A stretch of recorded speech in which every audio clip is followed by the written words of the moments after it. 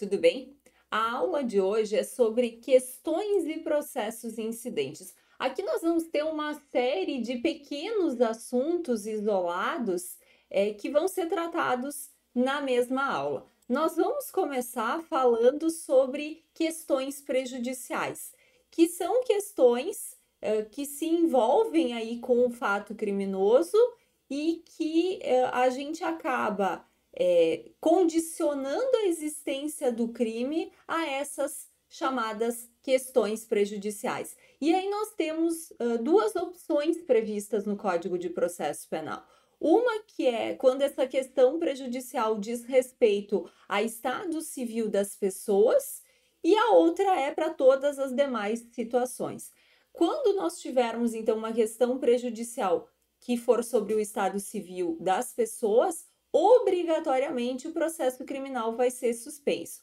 Aqui imagine uma situação em que nós temos dois processos, né? Nós temos um processo criminal, por exemplo, por bigamia, e nós temos lá um processo civil que discute essa questão se o primeiro casamento foi válido, enfim, alguma outra situação que a gente vai justamente discutir o estado civil daquela pessoa. Note, para que a gente saiba se de fato existiu ou não a bigamia, existiu ou não o crime, nesse exemplo que eu estou citando, a gente depende do processo civil. Então, nesses casos, obrigatoriamente, a questão prejudicial, que é a questão civil, vai suspender a ação penal. Aqui o juiz não tem opção. Já a outra situação que diz respeito a qualquer outro assunto, pode ser inclusive um outro processo civil, aí o juiz tem a opção. O juiz pode suspender, pode inclusive limitar essa suspensão a um determinado prazo, ou pode simplesmente seguir a ação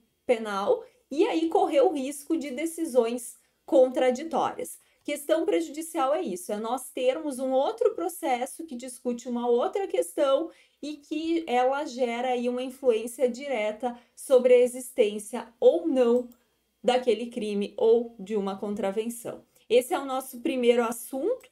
O nosso segundo assunto são as exceções. Aqui eu já coloco de cara que as exceções elas são julgadas em apartado. Lembrando que as exceções, então, eu não vou alegar elas dentro da resposta à acusação. Eu vou alegar no prazo da resposta à acusação, mas ela vai fundar um incidente próprio. Quando a gente tinha processo físico, nós tínhamos como se fosse um outro processinho que ficava amarrado, às vezes até com barbante, no processo principal. Hoje, com o processo eletrônico, a gente vai ter um outro processo, um outro número para julgar essa exceção. E quando eu falo em exceção, eu costumo dizer que ela é uma forma de defesa que não é uma defesa direta, é uma defesa indireta. Por quê? Porque eu posso conseguir, inclusive, encerrar a ação penal sem precisar produzir prova para absolver o meu cliente. Então, notem, eu acabo conseguindo o fim que eu quero, que é encerrar a ação, mas sem diretamente atacar o mérito da ação, sem atacar a acusação propriamente dita. Temos aqui, então, como primeira exceção a suspeição e como segundo a incompetência de juízo.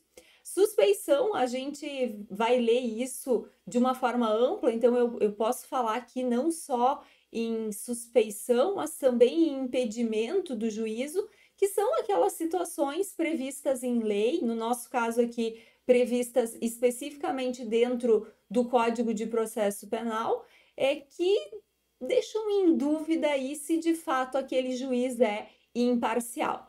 Então, vamos pensar como exemplo de impedimento.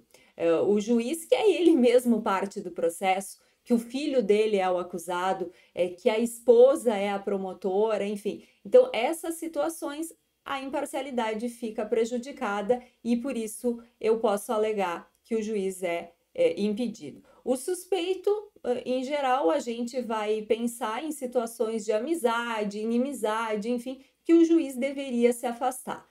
Notem, essas duas hipóteses, tanto quando o juiz deveria ele mesmo se dar aí por impedido, porque tem previsão legal quanto à suspeição, são hipóteses que, de regra, o próprio magistrado vai alegar. Mas, se o magistrado não alegar, a gente pode fazer essa alegação mediante exceção.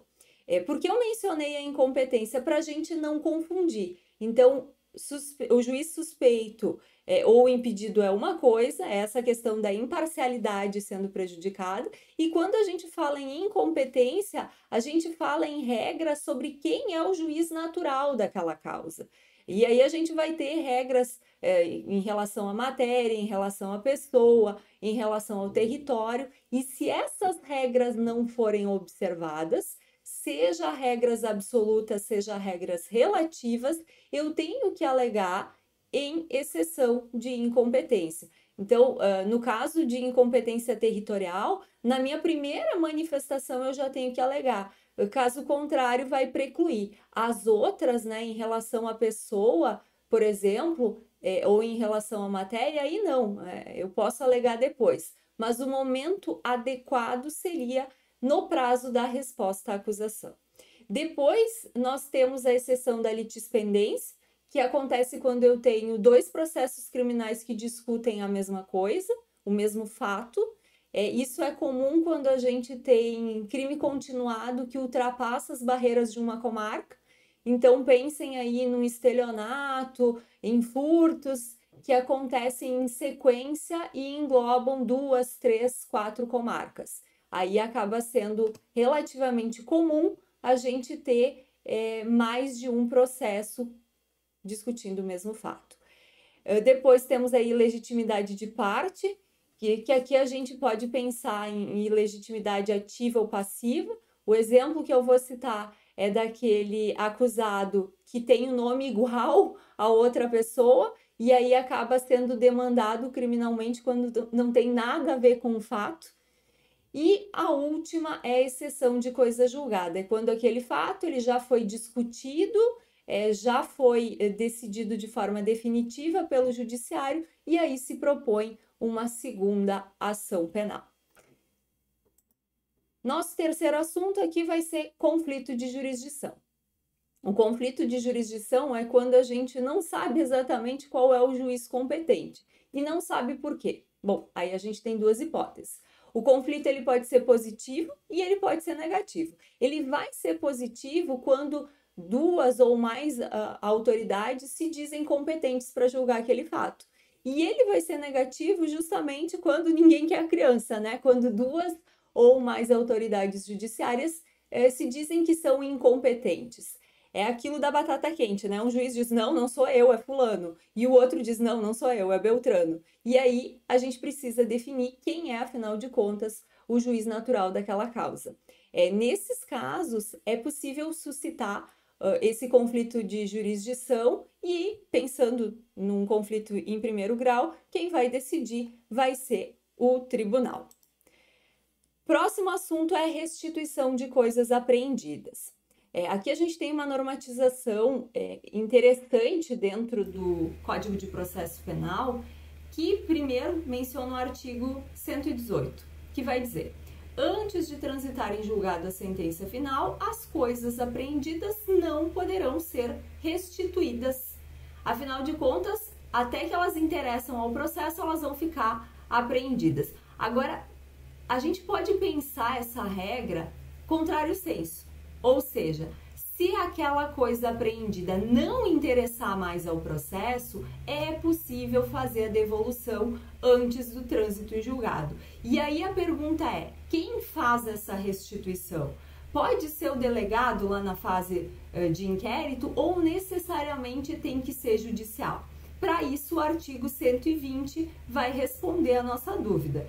Diz ele: a restituição, quando cabível, poderá ser ordenada pela autoridade policial ou juiz, mediante termo nos autos, desde que não exista dúvida quanto ao direito do reclamante. Então, a normatização do Código de Processo Penal, ela coloca duas opções.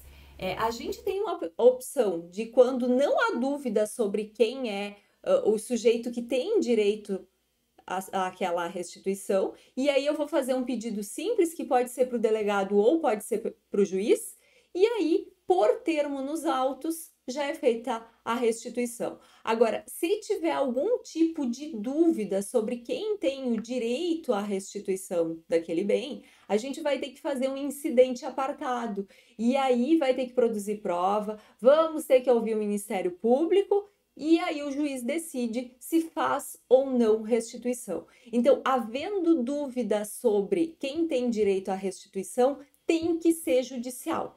Não tem outra opção. Agora, se eu não tiver dúvida, aí o próprio delegado, se for na fase de inquérito, né, já pode fazer a restituição desse bem. Depois, nós temos as medidas assecuratórias. Sequestro, arresto, hipoteca legal, que são medidas que até bem pouco tempo atrás não se falava muito delas. Mas agora a gente começou a perceber que o processo criminal leva muito tempo. E aí, se a gente estiver investigando desvio de valores, fraudes, em que o acusado, o investigado, ele desviou dinheiro, ele tem eventualmente a obrigação de reparar o dano lá no final, durante o período do inquérito e do processo, ele pode esvaziar completamente o próprio patrimônio. Então, as medidas assecuratórias, hoje, elas são bastante usadas, bastante lembradas, justamente para dar uma maior efetividade, porque aí a gente acaba conseguindo atingir o bolso do acusado, do investigado. O sequestro é a medida que vai ser vinculada a bens ilícitos. Eu costumo dizer assim, lembra que o sequestro é um crime, então aqui a gente está falando em bens ligados a crime. Eu vou sequestrar aquele bem que é diretamente vinculado a crime. Por exemplo, o dinheiro que veio do tráfico, por exemplo, o bem que eu consegui de forma ilícita. E aí, lá no final, o bem sequestrado ele pode ser perdido como o próprio efeito da condenação. Já a hipoteca legal é aquela inscrição que a gente faz na matrícula do imóvel para garantir que ele não seja alienado, que ele não seja vendido, doado, enfim, durante a persecução penal. Isso garante que lá no final, se a pessoa for condenada, vai ter patrimônio para uma eventual ação de reparação civil. Então, a hipoteca legal é especificamente quando a gente pensa em imóveis e a gente vai inscrever essa hipoteca na matrícula do imóvel.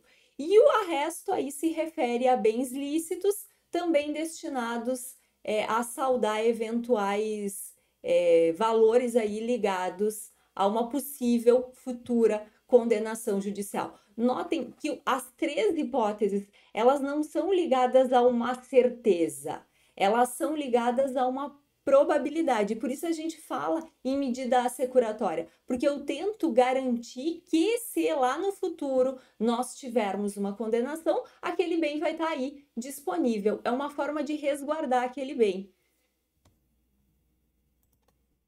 Próximo grupo aqui de questões prejudiciais, desses assuntos que eu mencionei, né? Aqui a gente vai falar especificamente de processos incidentes. A gente tem dois, o incidente de falsidade e o de insanidade.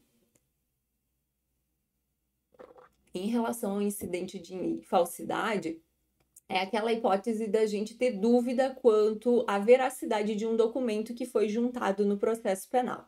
O que a gente vai fazer? A gente vai instaurar esse incidente, que também vai ser um processo apenso, né? Vai gerar outro número, e aí a gente vai periciar, vai fazer o que for necessário aí de procedimento para ver se aquele documento é falso.